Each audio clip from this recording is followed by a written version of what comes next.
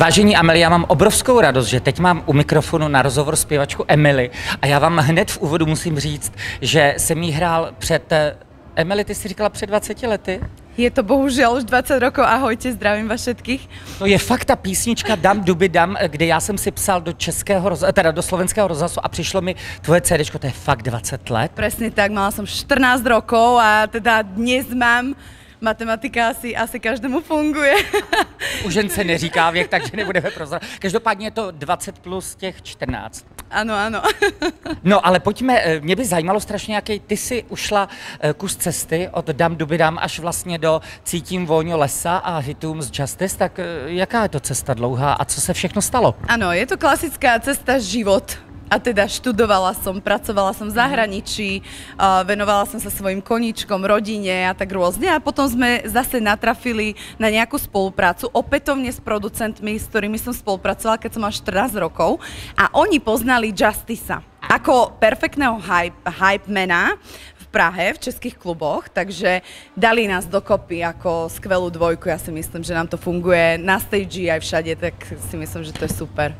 Já teda musím jenom potvrdit, že v Čechách fakt se nachází výborní, schopní a tak podobně, protože já jsem Čech jako poleno, takže já to můžu potvrdit. Každopádně není ti líto, že tenkrát ta hudba byla jiná, teďka je to úplně jiný styl. Vlastně jak se nazývá ten styl, co teď děláte?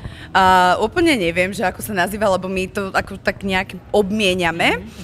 Môže sa to tak nezdať, ale máme aj ploužáky, máme niečo aj do reggae štýlu a podobne, ale je to samozrejme stále hudba, ktorá zabáva a teda tanečná hudba a jednoducho musí byť hudba, ktorá ťa postaví z tej stoličky a ideš do toho a ideš sa hýbať.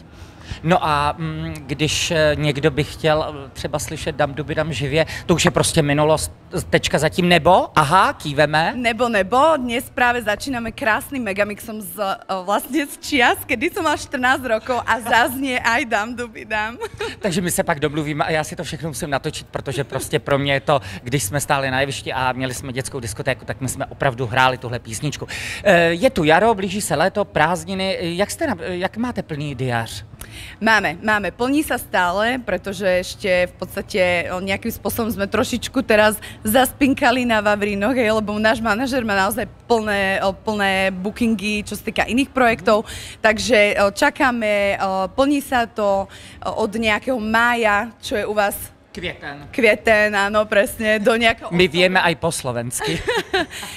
V podstate máme čo robiť, potom je trošičku obdobie takého ticha, čiže odpočívame a opäť prídu plesy a podobne, takže užívame si to, ako sa dá. Nedá mi to se nezeptat, jak relaxuješ, protože si neustále sluchátka, hudba a tak dále. Jak vlastně relaxuješ? Je to hudba, je to četba? Je to môj syn.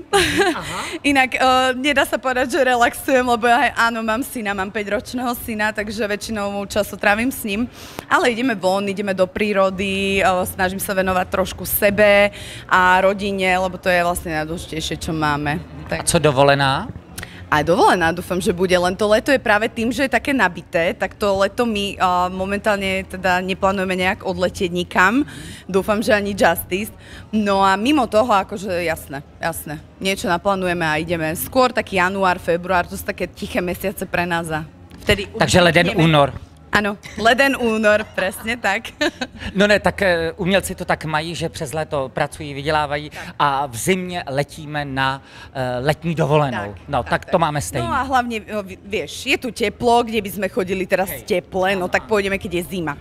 My chodívame na Slovensko a Slováci do Čech, hejže. A ja som Tatranka, vieš, tak ako... No. Poprad Tatry? Áno, ja si užívame, ja mám rada aj naše leto, lebo je také chladnejšie, takže odporúčam. Kľudne sa zastavte okolo, keď pôjdete. Já určitě, protože já Slovensko vůbec miluju jako a Tatry taky, ale teď se tě musím zeptat, a to je osobní otázka, protože pojedu na Eurovizi letošním. Doufám, že se setkám se zpěvačkou Loreen, která vyhrála loni, takže letos je to ve Švédsku. Co ty a Eurovize? Víš vůbec, o co se jedná? Sleduješ? Áno, viem.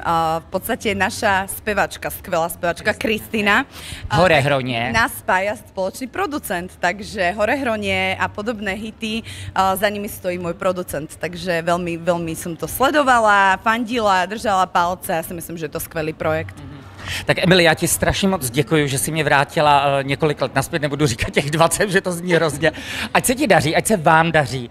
A pokud teda pojedeme na Slovensko, tak buď v klidu, já se ti určitě ozvu. Díky za rozhovor, měj se. Tešiť a nech sa darí aj vám všetkým. Držte sa. Ahoj, papa.